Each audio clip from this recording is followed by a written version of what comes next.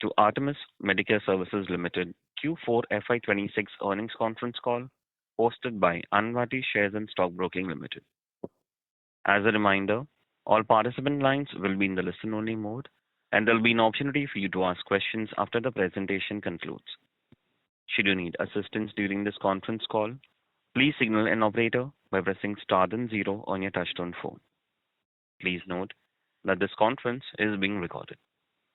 I now hand the conference over to Mr. Himanshu Binani from Anvati Shares and Stock Broking Limited. Thank you, and over to you, Mr. Binani.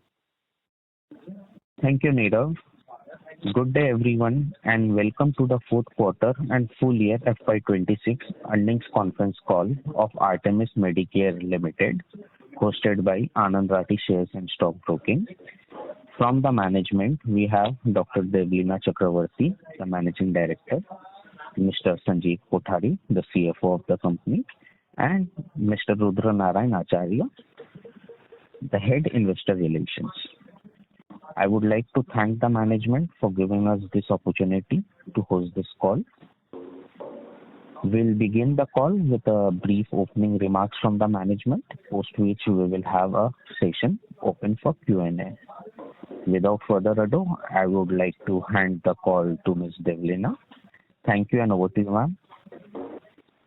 Thank you, Himanshu.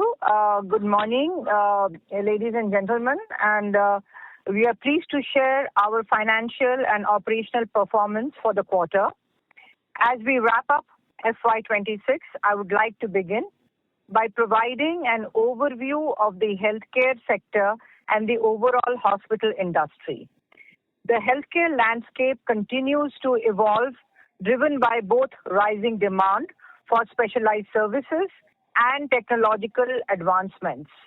The healthcare landscape is evolving with a growing preference for high-value treatments as patients become more informed and discerning in their choices.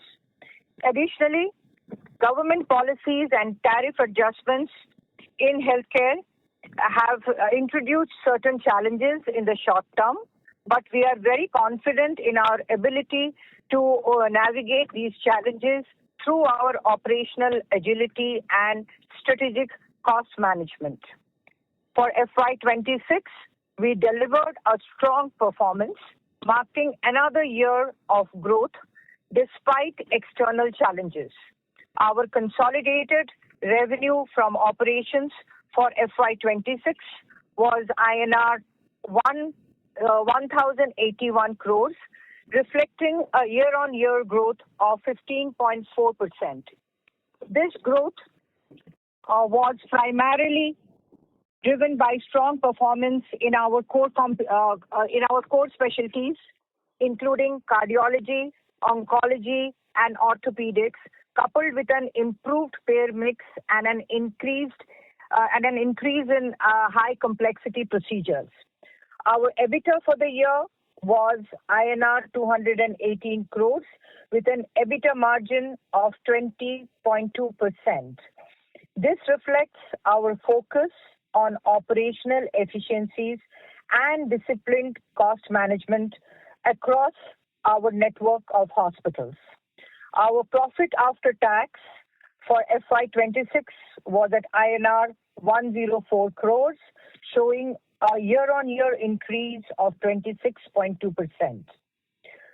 Our quarterly performance highlights, turning to quarter 4 FY26, we posted a consolidated revenue from operations of INR 279 crores, reflecting a growth of 16.4% compared to the same quarter of last year. This growth was primarily driven by higher patient volumes, particularly in our high-margin specialties. Our EBITDA in the quarter was INR 59 crores with an EBITDA margin of 21.3%.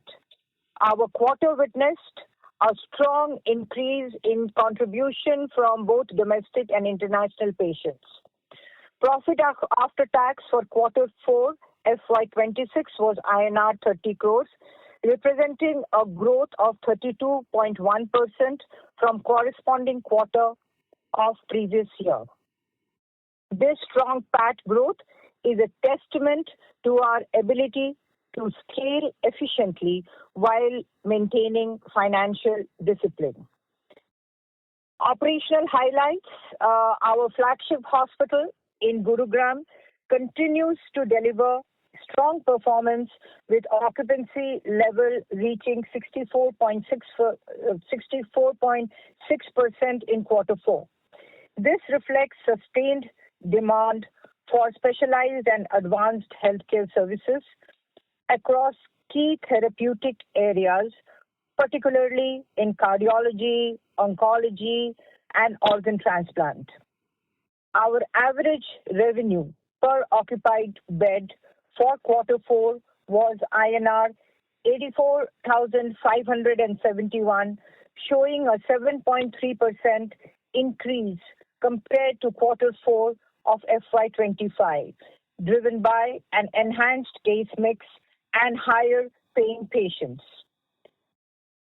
In line with our commitment to quality and operational excellence, Artemis Medicare received several prestigious certifications in FY26.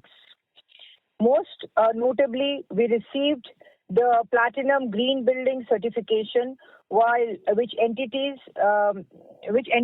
us to a 15% increase in FAR at no additional cost. This will allow us to add 100 beds to our Gurugram facility, further enhancing our capacity. Just to make a point here, our international patients, despite the West Asia war, continues to grow, and this financial year showed a growth of 26.9%. The countries that we are witnessing high demand, apart from Middle East, is Africa, CIS, reflecting growing trust in our clinical capabilities and our clinical standards. This strong performance highlights our established position in medical value travel segment and the strength of our global brand. Backed by continued focus on clinical excellence, patient experience, and targeted international outreach, we remain well positioned to drive further growth in this segment. We also continue to make steady progress on our expansion initiatives. Our 300-bed super specialty hospital in Raipur is on track to commence operations in quarter 1 of FY27, marking a key milestone in our growth journey. In addition, we are advancing our plans for the 650-bed facility in South Delhi, which is expected to be commissioned in FY29, further strengthening our presence in key markets. On the clinical front, we continue to make achievements in advancing patient care. We have launched several new programs, including India's first private geriatrics and longevity department, as well as a collaboration with KIMS Hyderabad for advanced heart and lung transplants. These initiatives highlight our commitment to providing cutting-edge care to our patients. Our focus on digital transformation remains strong. In FY26, we made significant investment in technology to improve both patient care and operational efficiency. We successfully implemented AI-assisted triage systems across our hospitals, which have already started to show positive results in reducing wait times and improving patient flow. Additionally, we are expanding our use of data analytics to optimize patient pathways and support clinical decision-making.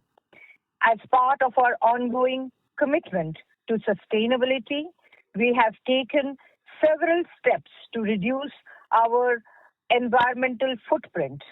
In addition to the Green Building certification I mentioned earlier, we have also focused on energy efficient systems across our hospitals and implemented waste reduction programs. These initiatives are aligned with our long-term goal to contribute positively to the environment while continuing to deliver world-class healthcare services. Looking ahead in FY27 will be an exciting year for Artemis Medicare as we continue to execute on our growth strategy. We remain focused on increasing our bed capacity with plans to expand from our current capacity of 800 beds to 2,000 beds by 2029. The commissioning of our Raipur and South Delhi facilities will play a key role in this expansion. We are confident that these initiatives will drive strong growth in the years to come.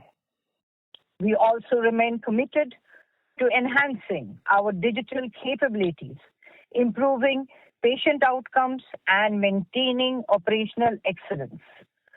With the board's approval for a fundraising initiative up to INR 700 crores, we are well positioned to support our expansion efforts and continue to deliver value to all our stakeholders. With that, I will now open the floor for any questions. Thank you. Thank you very much. We'll now begin the question and answer session. Anyone who wishes to ask a question may press star and one on their touchtone telephone. If you wish to remove yourself from the question queue, you may press star and two. Participants are requested to use handsets while asking a question. Ladies and gentlemen, we will wait for a moment while the question queue assembles. Participants, you may press star and one to ask a question.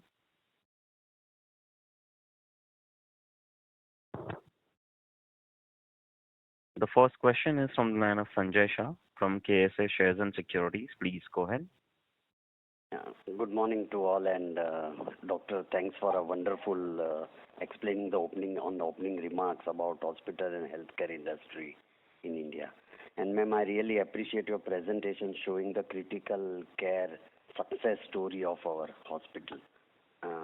Ma'am, my question was regarding, can you highlight on critical capability of the hospital, how we are progressing on that side?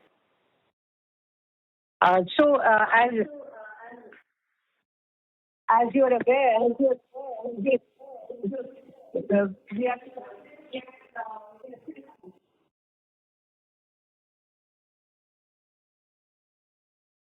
Ma'am, can you hear us? Participants, please stay connected while we rejoin Dr. Devlina.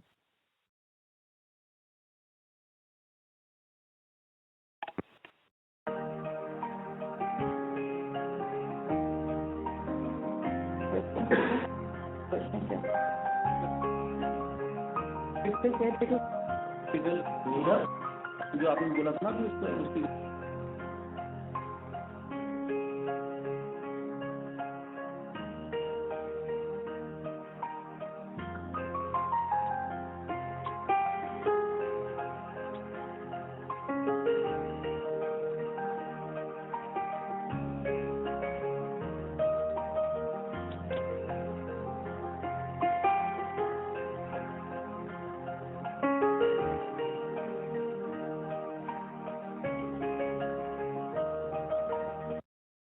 Ladies and gentlemen, thank you for your patience. We have the line for Dr. Devlina, ma'am, reconnected.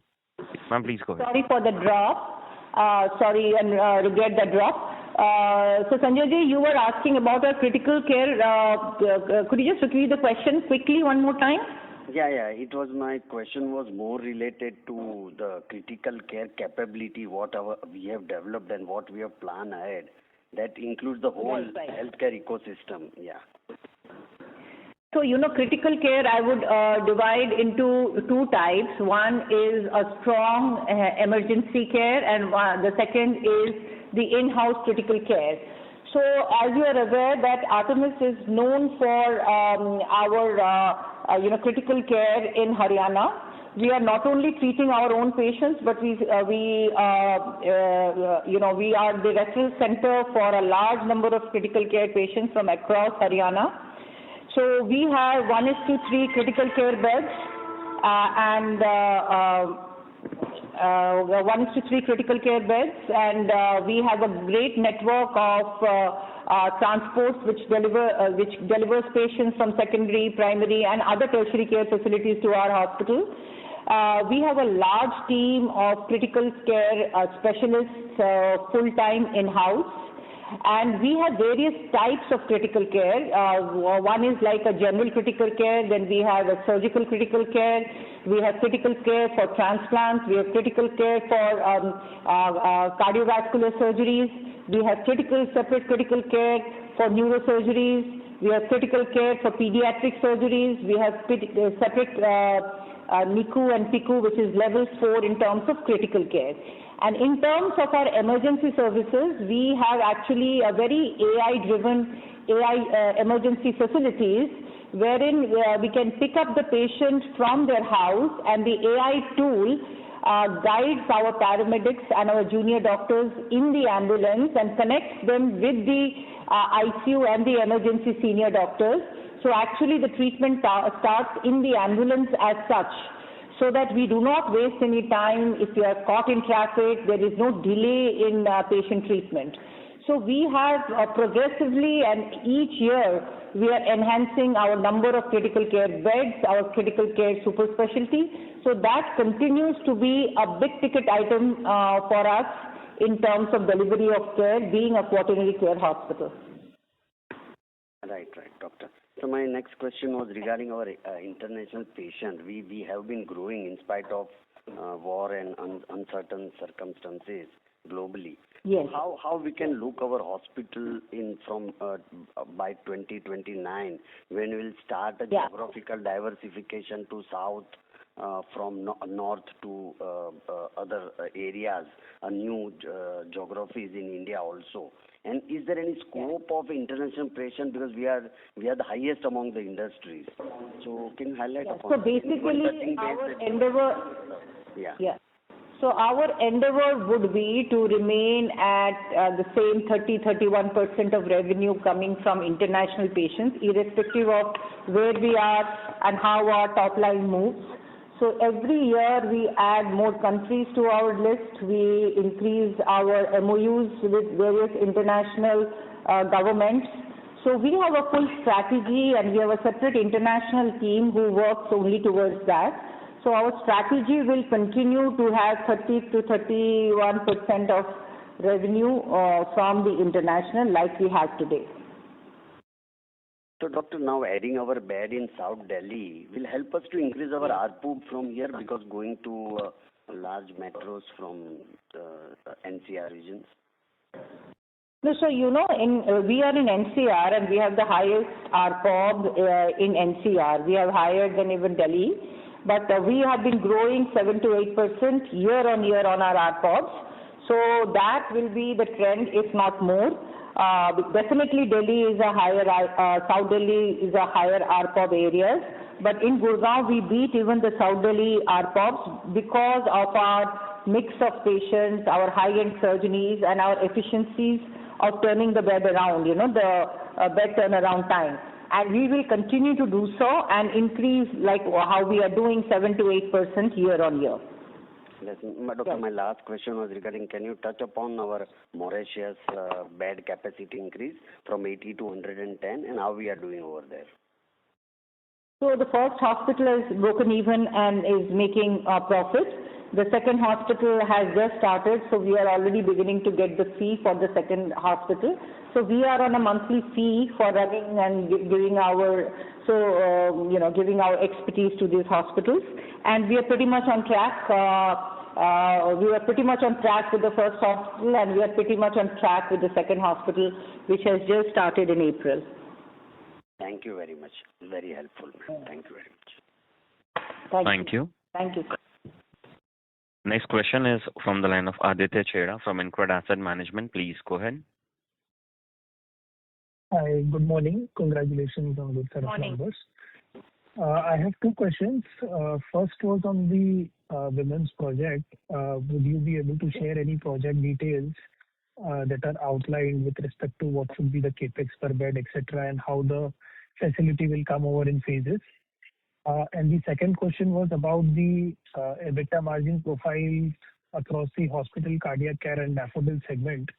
And the reason for this is whether the losses from the Raipur facility will impact the EBITDA growth, or they will be offset by the Gurgaon operating leverage and any losses from daffodils, cardiac, etc. So if you can highlight on these. So I will answer the second question first, and for the first, the capex and all, I'll hand over to Rudra to give you a detail.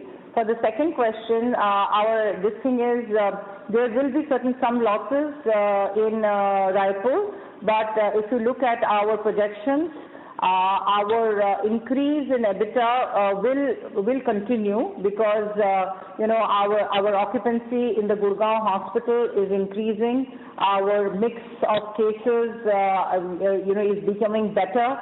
The new towers are reaching their maturity. So the EBITDA growth will continue in the coming financial year despite losses in Raipur. Daffodils and cardiac care are all EBITDA break-even and making small profits. So that's actually a non-issue in this whole piece. Our endeavor would be to offset the Raipur losses with strong growth in EBITDA in our Gurgaon facility.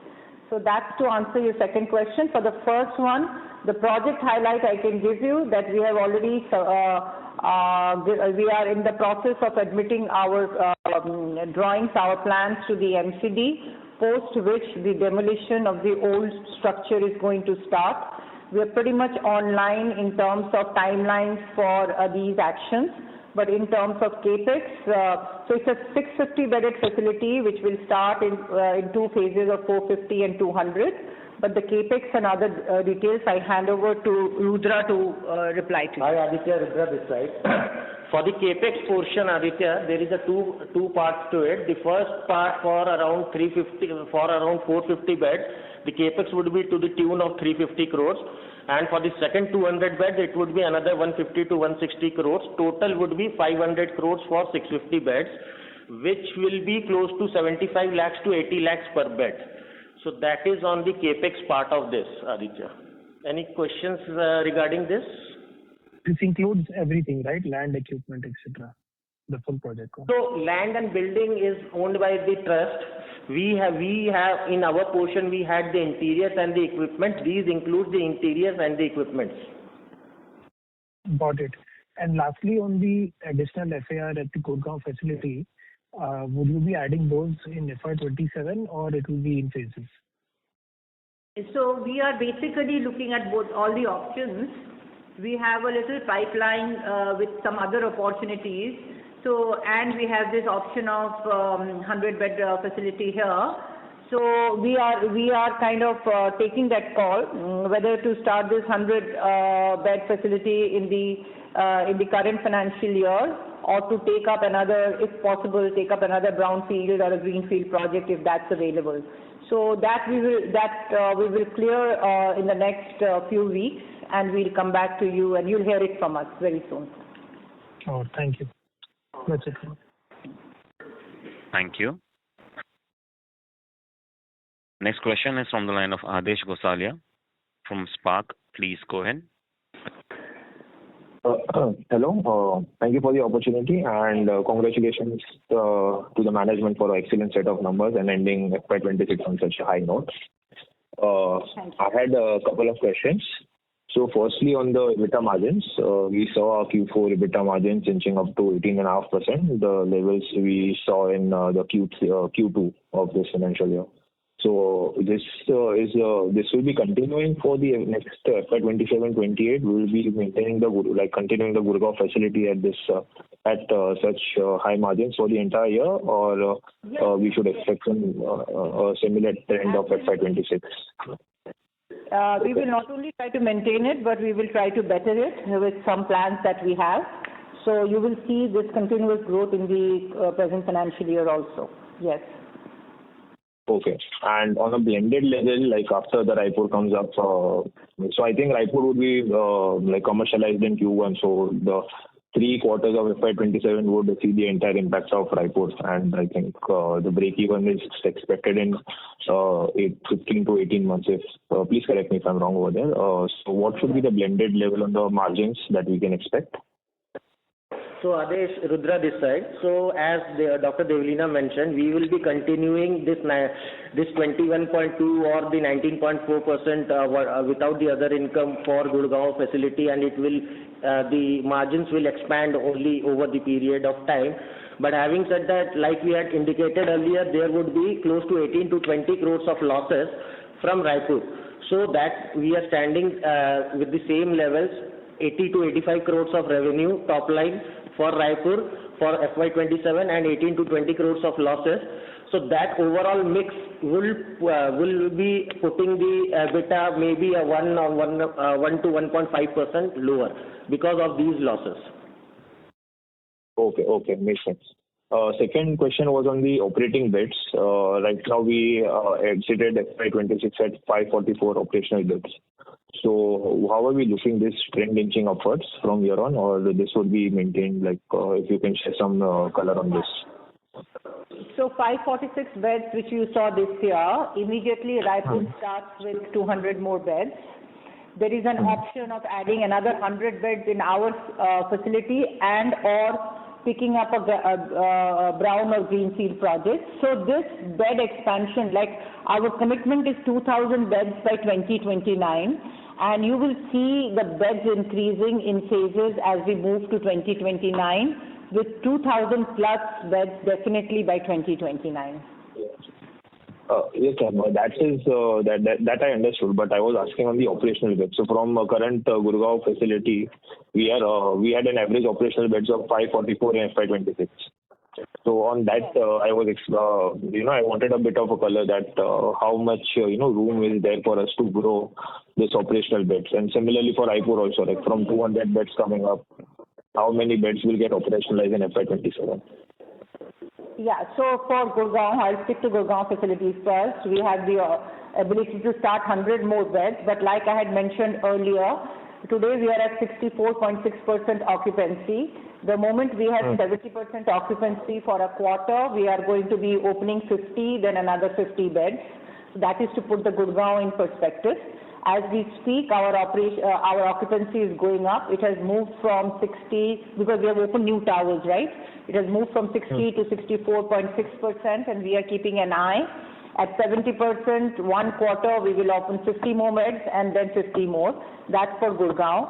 For the 200 beds, which we are starting in quarter one of FY27 in Raipur, the first phase will see 150 beds operational, and within 3 to 4 months, we will be adding 50 more beds, because we are looking at it as a high volume market. And so I think in 2 quarters, you can expect all 300 beds operational. Okay, that's great to hear. And lastly, the capex figures that Rudra mentioned regarding the women's facility. So how much of that, if you can just share a timeline that how that would be incurred over the next 2 years? So Adesh, Rudra this side. So these capex for the capex portion will come after FY27 only, because interiors and equipment have to be placed, and we are planning to start it by FY29. So the capex portion for women's piece from Artemis side will come into picture in the mid of FY28, because we have to start the interiors and the equipment. For the advance portion that is there which is linked to the building milestones, that we have started paying it slowly and gradually, because the building has to be built, and that advance will be adjusted once the hospital gets operationalized over a period of 8 to 10 years. Okay, got it. So the FY27, I think would be a very capex light year for us. Like there won't be any significant number coming up in the books. In FY28, the major numbers would be going in. No, only the replacement capex of Gurgaon and the splitting of Raipur, because 50-60% we have already spent of 110 crores. So rest 50-60 crores. So total would be close to 100 crores maybe. Yeah, that's right. In FY27, 100 crores is the capex figure that would be coming in. Correct. Okay, got it. There are a couple of more questions. I will fall back in the queue. Thank you so much. Sure, Adesh. Thank you. Thank you so much, Adesh. Next question is from the line of Shankar from Miraya Capital. Please go ahead. Hello. Yeah, hi. Good morning. So I have a couple of questions. First, on the, can you give a bit more color on how was the growth in international patient in the last quarter, which is Q4 FY26? And what are the trends that you are seeing on that front in the current quarter, Q1 FY27? So the third month of the last quarter, which was in the month of March, we saw a 15 to 18% dip in the international patients, which has turned around in the month of April, and the recovery had started in the month of April, and as we speak in the month of May, we are almost closing on to almost 90% recovery as we speak now. Understood. Yeah. So you are saying that the impact of war, which was seen in March, has been almost subsided in the current quarter, and we are almost back on track now. Yes, unless something new happens, we are back on track. Yeah. Okay. And the countries that you mentioned that you are looking to add going forward, what are the other countries that we are seeing strong demand from apart from Middle East? We are not only confined to Middle East. We are confined to a lot of our business comes from Africa, CIS, the SAARC nations. Now we are also looking to open. Earlier we had only East Africa. Now we have also opened large number of countries in West Africa and the Francophone nations. We are also looking at Canada, and we are looking at some Nordic countries where patients are coming in for high-end treatments.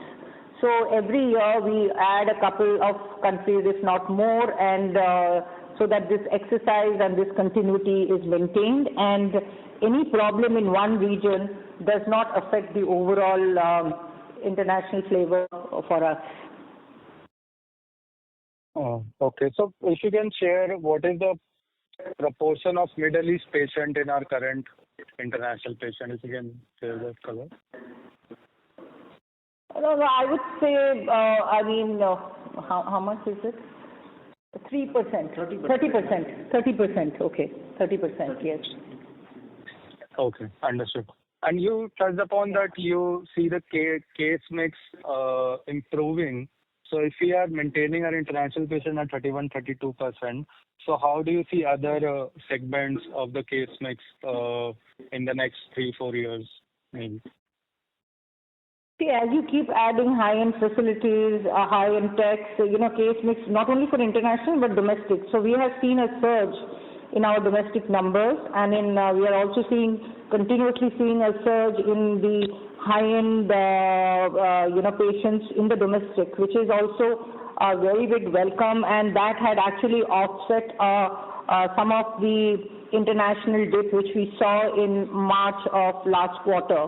So basically, high-end surgeries, like whether it is neurosurgeries, cardiac surgeries, oncosurgeries, transplants, we are seeing increase both domestic, especially domestic, as well as international in these areas, which is a very welcoming trend for us.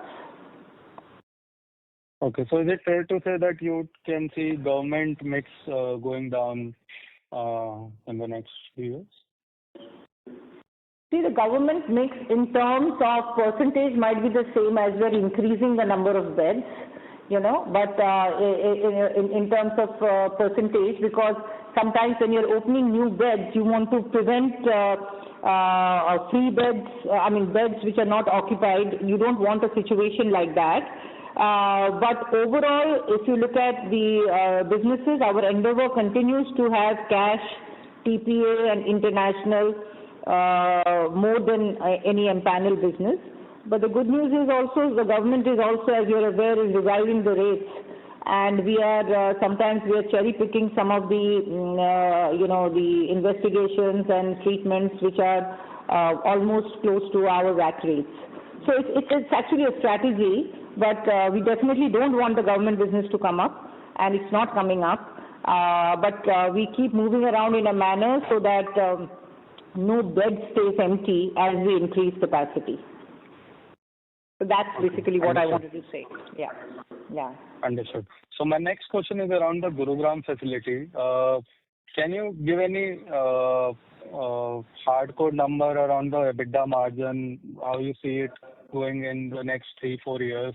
And mainly, what are the improvement drivers for that improvement in the EBITDA margin from Gurugram facility?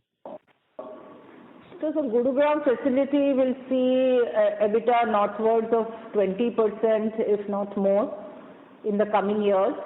And this will be driven by 3 factors. The first one is a large number of high-end domestic and international patients. Secondly is efficiency in our consumption. We have gotten our consumption down by 1.5-2%, and that endeavor will continue. And third will be basically, as we have more facilities, the corporate cost is going to get divided amongst the various facilities, which today sits in Gurgaon alone. So all these 3 will contribute to an upward of 20% of EBITDA in Gurgaon. Okay, and that Thank 20%. You. Shankar, sorry to interrupt. Can I request you to please come back for a follow-up? Yes. Yeah, sure. Thanks. Thank you. Next question is from the line of Anshul Agarwal from MK Global. Please go ahead. Hi, thank you for the opportunity and congratulations on a good set of numbers. Thank you. Could you, ma'am, could you please allude on the further scope of sort of improving our occupancy at Gurgaon unit? I was observing that in the past our occupancies in the Gurgaon unit has sort of hovered around the 63-64% range, and now that we'll add beds, can occupancies go north of 70% here onwards? Yes, absolutely. And that is what we are aiming, and that's when we are also trying to open our new beds. So we are looking, and definitely by quarter 2 of the current financial year, we are looking at to move to touch 70, if not exceed it. And because we have the numbers, we know that it will be reaching at that, and our endeavor would be to at 70-75%, which is optimum for us. Actually, for us, for the last couple of years, we have been non-stop adding beds, one tower, then various floors in a tower, then the second tower, then opening various floors in the tower. So when you see your base, that is number of beds increasing, the occupancy looks more or less the same because our denominator is becoming higher. But now with all the beds open, we are confident to reach 70, if not more, by quarter 2 of this year. Okay. My second question is on the Raipur unit. I think Rudra alluded that we are expecting about 18 to 20 crore of losses, which should be more than offset by Gurgaon unit. Are there any costs of doctors or any other line item which are sitting in our Concall business right now, since you are just about to start this unit? No, nothing. Okay, only once we operationalize, Raipur costs will sort of come in. Yes, that's right. Got it. Also, ma'am, you alluded to certain government tariffs in the healthcare sector which has led to certain challenges. Would you be able to elaborate on this? No, I said some of the government tariffs have gone up. They have given us... Okay, the CGHS pricing has improved, so that would be beneficial. So they have revised for private sectors to take in government patients because there was a large number of rejections from various hospitals. So they have revised it for the better. That's what I wanted to say. My apologies, I got that wrong. The next question that I had was on our case mix. While you alluded that our complex, the share of complex care beds or cases has sort of gone up. If I look at our numbers, our Congo mix has sort of slightly dipped, not meaningfully, but slightly dipped. Whereas our payer mix has trended. The Congo mix is basically the oncology one, and there were two reasons for it. One was there was a pushback from the TPAs for the immunotherapy, because there has been a very big fight between the hospitals and insurers on use of immunotherapy, which is far more expensive than chemotherapy. So this was a pushback, and immunotherapy, of course, the margins are less, but the cost goes up, the top line moves up. So we have now spoken with insurers, and we have moderated the use of immunotherapy. So that is one reason. Secondly, in between, a circular had come from the government regarding chemotherapy for government patients, which was not conducive for private hospitals. So all private hospitals at that point had stopped chemotherapy for these empaneled patients. Discussions were concluded, and a conducive path was found for the hospitals, and now we have restarted. So these were basically transient and mainly for the oncology piece, and that's what I would like to highlight. Great. All the very best, ma'am, for the coming year. Thank you. Thank you. Thank you. The next question is from the line of Avnish Tiwari from Vaikra. Please go ahead. Hi. Can you articulate your outlook on pricing growth in your treatment, given that two forces, one is the number of beds which are being added by various hospitals, as well as there's some level of negotiation with health insurance industry, including standard operating procedures, reducing the waste and fraud. So maybe if you can just articulate in your ARPOB growth of 7 to 8%, what kind of pricing or inflation-driven pricing growth you're looking at? So basically for our pricing, if you look at our competitors, so we are slightly on the lower side as compared to our competitors. But we build on it. We build on our ARPOB not through our price, but through our efficiency and case mix. And we keep ourselves the incremental pricing which happens year on year. It is, it is in the range of 3 to 5%, actually 5%, which finally comes down to 3% for us, because TPAs and insurers have a lock-in period of 3 years with the price. So we get a 3% impact only from pricing, because government doesn't change and the TPA doesn't change. So only the cash and the international pricing. So we get a 3%. But we, rather than increasing the price, we work on case mix more deeply and in terms of efficiency. So whether it is the turnaround time of the beds, whether it is the cost of consumption, how quickly we can discharge the patient. So we work around those parameters rather than pricing. So to answer your question, we are moderately priced, lower than many in our region. The big ones, the big quaternary, we are probably as much as Medanta, but cheaper than a Fortis or a Max. So that's where we stand, and we don't use pricing to drive our business. Great. And maybe lastly on this health insurance segment, do they then favor you over others to the extent they can influence the traffic, or how is it negotiation with those guys? So we have a good relation with all our insurance players. Yes, they do promote Artemis as a place, but at the end of the day, a hospital which is 18 years old, a lot of choices are made by the patients themselves. But definitely the TPAs, the TPA and the insurance business is a large chunk of business for us. Okay. Maybe if I just squeeze one more. This standard operating procedures and everything the GI Council is working on, how has that impacted your business and your peers' business? Does it create an operating advantage for you because you are more efficient? I am a part of that council. Right. So I am a part of that council in CII. I head the working group 3, which is being kind of moderated now by Mr. Ajay Seth, chairman of IRDA. So I am a very much part of all of this, and I can only tell you there are 5 working groups working on various aspects. One is categorization of hospitals, which will give transparent pricing, then ethical things between the insurers and the hospitals. So there are multiple such 5 agendas, which 5 working groups, and I can only tell you when all these groups are implemented, it will be a huge benefit for the hospitals and also a huge benefit for the insurers. It's going to be a win-win situation. And luckily we have Mr. Seth as in the center, the GIC Council.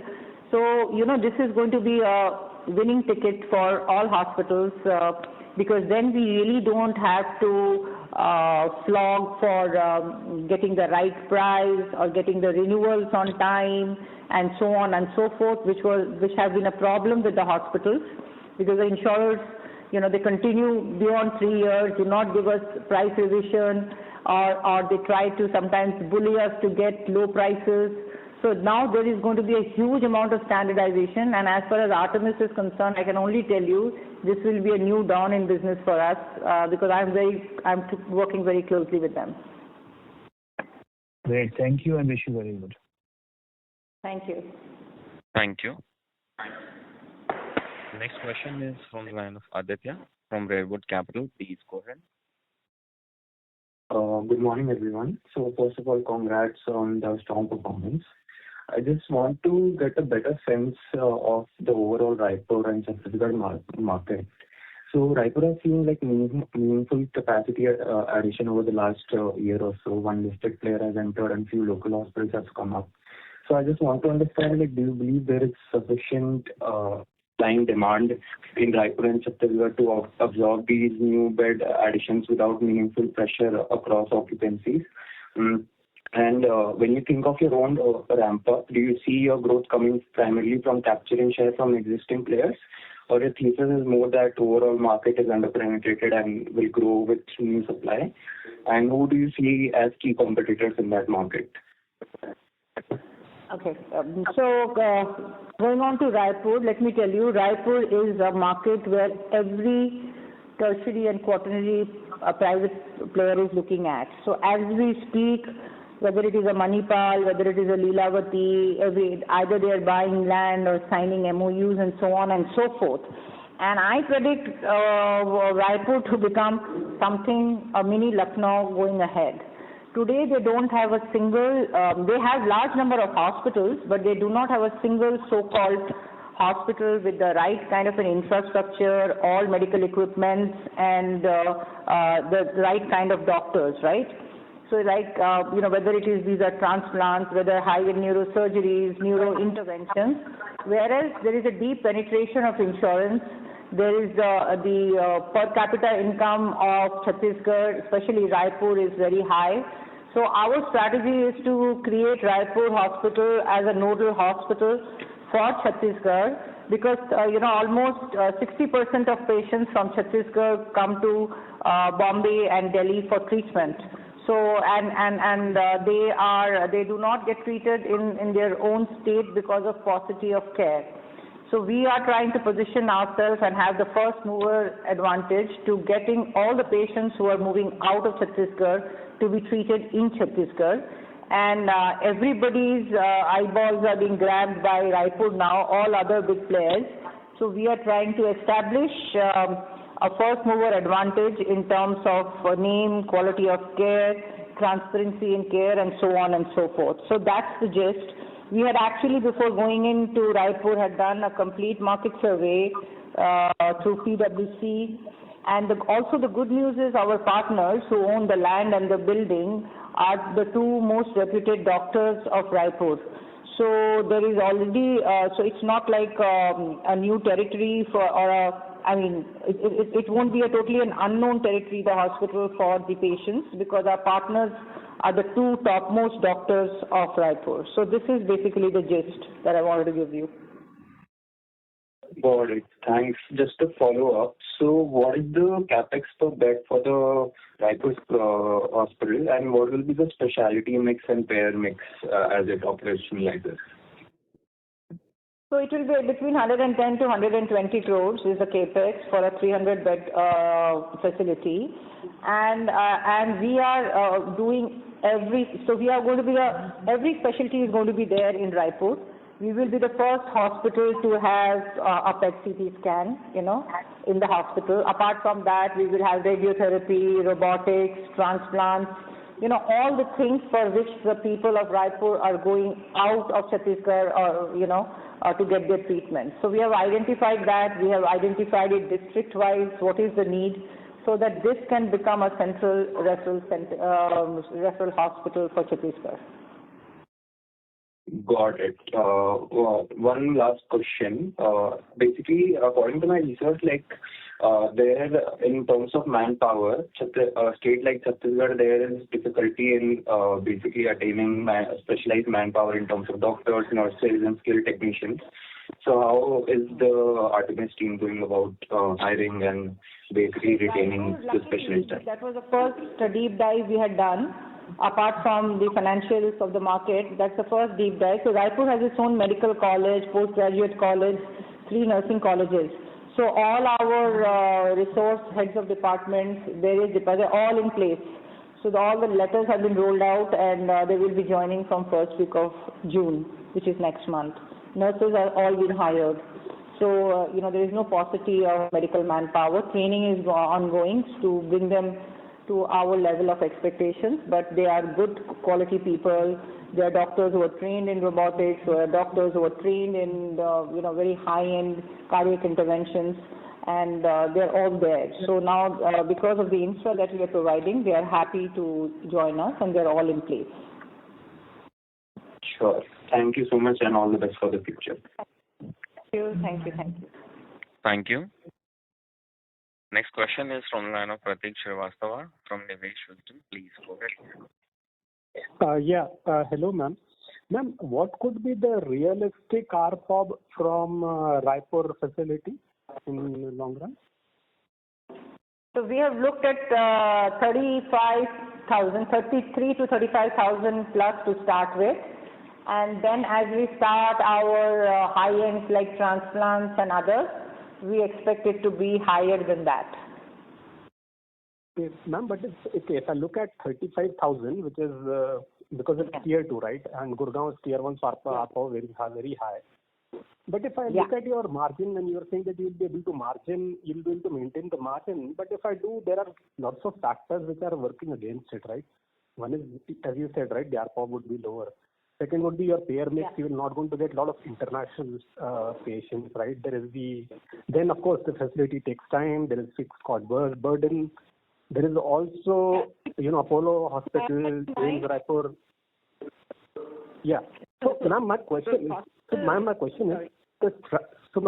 is that if I look at a lot of factors, they are working against at least for next 1 to 2 years. Structurally, by the way, because Raipur is a smaller ARPOB, so structurally, anyways, it's a much weaker market from the EBITDA margin point of view, not just from short run. So, you're forgetting that in these places the cost is also less, and keeping all of that in mind, we have captured around 20 crores of loss and a break-even in 18 months' time.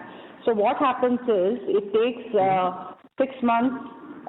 3 months for the TPH to come, 6 months for all the government schemes to come, and almost at the same time we start getting the licenses for transplants and other things, and that's how you move, right?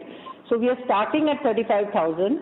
The cost of running the facility is also lower, whether it is food, whether housekeeping, doctors, nurses, paramedics. So it is lower in that manner.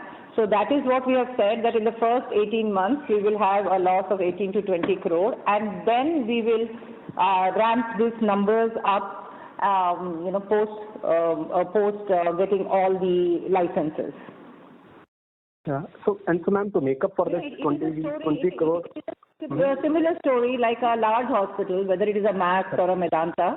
They have a facility in a tier 1 and they have a facility in tier 2 cities, right? Now, the ARPOBs will always be different in these 2 cities. When you look at the consolidated P&L, you take into account the high and the low ARPOBs, the high and the low costs costs of manpower, consumptions, and so on and so forth. And that's how but it always adds. If you look at the smaller towns, if you look at their standalone, their ARPOBs are always, their EBITDA margins are always higher in terms of percentages than the bigger hospitals. Because these hospitals, though they might have a lower ARPOB, they typically function anywhere between 20 and 25% EBITDAs because their other costs are low, so that's how these things work out. Got it, ma'am. Ma'am, one on the little larger term view. So this, anyways, it'll take around 3 to 4 years for Raipur facility to be completely ramped up to get to around the occupancy level that we have today at Gurgaon. Now, do you see that till that term, the Gurgaon, of course, will have to perform much better? But if I just do some simple calculation, at least based on the number what you gave, so Gurgaon facility will now today, which today is at around 21 EBITDA margin and at around 230 or something. Sorry, I don't have the exact number, but I think it needs to grow at around. Yeah, correct. So it needs to accelerate its growth by around 6 to 7%, which I think crosses your 20% number which you gave earlier. In my figures, it needs to grow at around 23-24%. Hi, Pratik, Rudra this side. So if you see the Gurgaon margins, if you see the Gurgaon revenues, it will grow at between 15 to 17% year on year. And whatever revenue, and you have seen the performance and the margin profile of Q4. So whatever revenue that gets added to the Gurgaon facility right now, at least 30% will flow down. So, and 18 to 20 crores of losses that I have highlighted for Raipur, which would be a drag of 1 to 1.5% in the first year. After that, once the Raipur starts break-evening, within 18 to 20 months when it is break-even and everything starts flowing off in a neutral manner, it will add up to the EBITDA. So it is just a question of 1 to 1.5 years when the profile would be down first, because maybe 1 to 1.5%, not more than that. Yeah, that is what. Yeah, I think that is what even my numbers are saying, 1 to 1.5. So it should not be a big drag, but yeah, some slight drag on the margins initially. Calculation would be 20 crores over a 1300 crores revenue that we are expecting is 1.5%. So that is the overall thing. So 1.5% it would be down for around 15 months. Then it would again add up to the EBITDA. That's right. Okay. Yeah, thank you. Thank you for the excellent answer, sir. That clarifies my doubt. Thank you, sir. Thank you. Next question is from the line of Satyam Kumar from AAA Holding Trust. Please go ahead. Hi. Thanks for the opportunity. Actually, I have a couple of questions. First, just wanted to get your thoughts. Like recently, some news were flowing that Health Ministry is examining margin caps on medical devices amid rising insurance costs and all. So, I think earlier proposal was 65% cap, and recent discussion is around 30 to 50%. So, do you have any thoughts on this? Anything you'd like to share? Sorry, I missed the question. Could you repeat it? Sorry, I just missed it. I'm sorry. Sure. So recently there were some news flows with regards to that Health Ministry is examining putting a margin cap on medical devices, the medical devices which hospital use to treat the patients. Okay. So in past also we have heard something on the similar lines when there were news that around 65% cap will be there. Recent news flow says that around 30 to 50% cap might be there. So is there anything concrete with regards to that, the hospitals, for the hospital, it can be a negative? No, there is nothing concrete in this regard, and because I am also members of CII, FICCI, we haven't heard this, and there is no notification which has come. The last time it happened was for the stents and implants, and that's where we are. Nothing new has been added to that list. Okay. Understood. And ma'am, would you like to give some guidance for something longer term, like say next 3 to 4 years? What kind of top line you are eyeing for? And second, how the ARPOB of international patient is growing with respect to domestic patients? So just these two questions. So basically, and Rudra will give you a little bit more insight, and we can't give a guidance, but I can tell you the next 3 to 5 years is the next phase of expansion that we are going to see. So not only are we going to consolidate and move bigger and faster in Gurgaon, our facilities in Raipur will start getting matured. Our Delhi facility is going to start. So we don't want to give numbers as such because that would be incorrect, but Rudra will be able to give you some kind of a flavor. So hi Satyam, from our flagship hospitals, if you see, we would be adding beds, and over a period of 3 to 4 years, you can take at least 15 to 17% growth on the revenue front. And whatever revenue that gets added to the top line, at least 30% will flow down to the EBITDA. So that is the overall thing that we have in mind. And apart from that, for the Raipur thing, I have already said you that there would be an 18 to 20 crores of loss, and then it will start adding up to the overall P&L. So that is for the next 2 to 3 years, and also we have plans to raise up to 700 crores that we have taken the board approval, and we will go for the shareholders approval once the assets are finalized. So that portfolio we have to see how the mix is and what gets added over there. And just one, if you can share insights with regards to how ARPOB for international patient is going compared to domestic patient. It's 1.5 times more, 1.3 times, I would say, more than domestic patients. No, ma'am, that I understand. How the growth is happening? Like domestic, how much percentage of price hike you are taking compared to international patient? That aspect just wanted to understand. We take a 15% hike. Even in the next budget, we have taken a 15% hike on our top line, and 70-30 is the division between domestic and international. So similar hikes we are taking in domestic and international business. So the top line, we are budgeted with at least minimum of 15% increase in the top line. And revenue mix, 70% domestic, 30% international, with a 15% overall increase in the business. 15% for domestic and 15% for international. Understood. Pretty clear. Thank you. Yes. Thank you. Thank you. Next question is from the line of Sai Kiran from Pulavarthi Finsoft. Please go ahead. Yeah, hi. Thanks for taking my question. Ma'am, just understanding in terms of capital allocation, if we have to look at the cash flows which the company will generate in the next couple of years and the kind of capex you have articulated for Gurgaon as well as the new South Delhi and Raipur, don't you think taking the debt itself will be sufficient to fund this? Why we need this kind of a large capital rise of 700 crores? So hi Sai Kiran, Rudra this side. So for the Raipur and including the 650 beds of Delhi, the maximum peak debt would be close to 350 crores that we will have to take. And currently it is close to around 260 crores. So that will go up to 350 crores max, and we will be generating the internal accruals, and that would be enough to fund our existing projects that we have announced. So your question is, why do we need the fundraise? Is that what is your question? Exactly, ma'am. Yes, please. Yes, you got it right. Thank you. Yeah. So basically what is happening is we need the fundraise because in some of these new projects, we also have to give them a deposit. So the deposit cannot be funded through debt. So we have to be, so that's the reason that we have to and these are some of the projects which are in pipeline.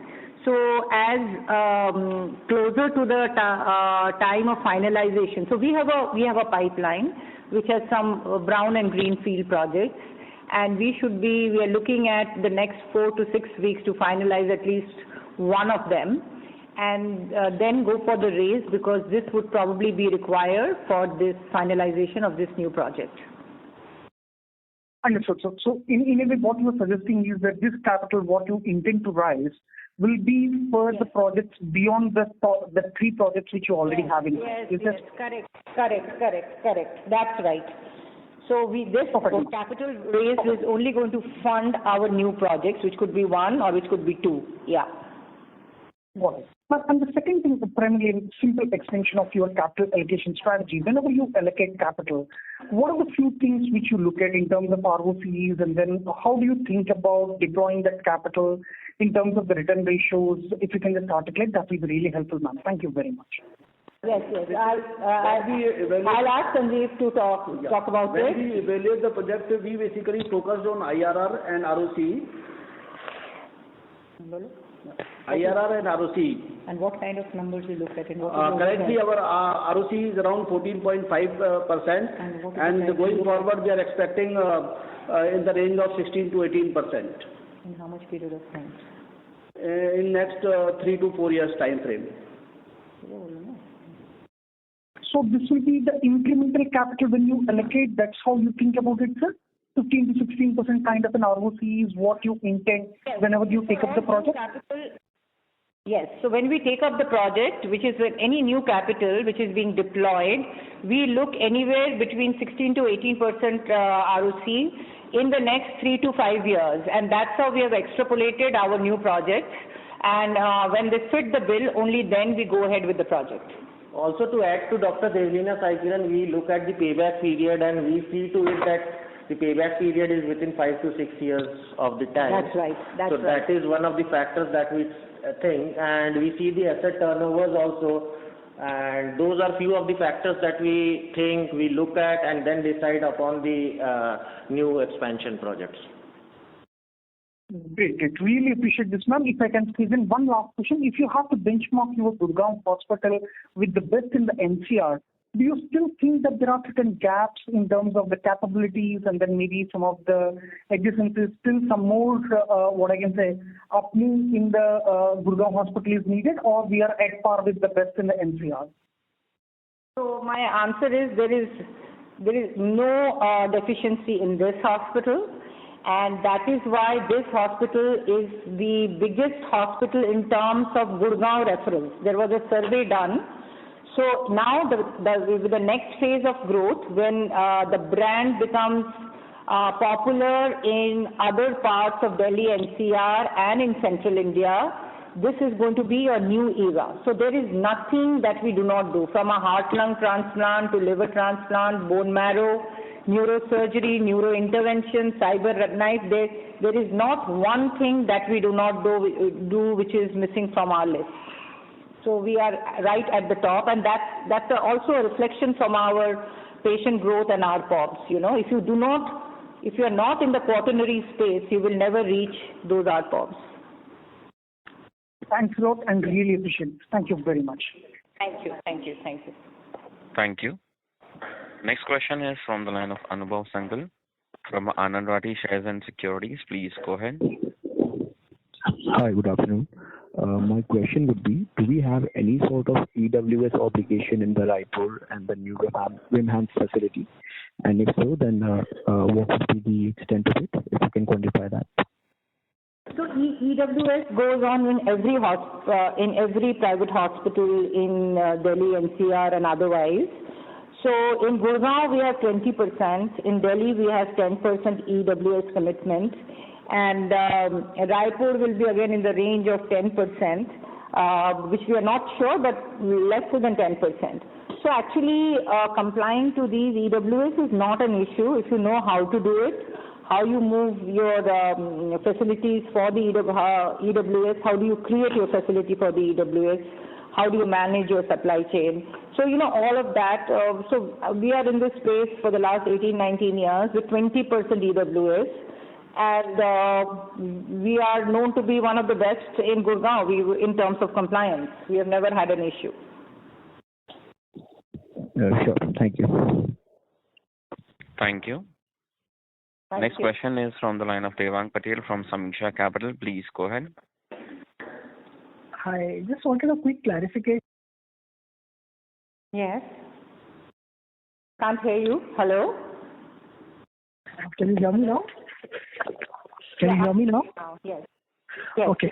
I wanted to clarify the cash flow from operations for the full year is lower. So are there any one-offs in the second half? And what kind of EBITDA to cash flow conversions we can expect going forward? Cash flow from operation for the year, if you see, it is around 60% of my EBITDA, and free cash flow is around percent after netting of capex. There is no one-off as such. No, 3 crore from the one-off here, no? Okay. Does that answer your question? Yes, the conversion is particularly lower in the second half, and so are these the normal numbers? Because we've seen CFO come off for the full year versus last year. Versus last year, we have improved cash flow from operation. Can we just take it offline with Sanjeev and others? Let us check the numbers. Sure. Yeah. Sure. We have cash flow from free cash flow this year is 88 crore versus 69 crore last year.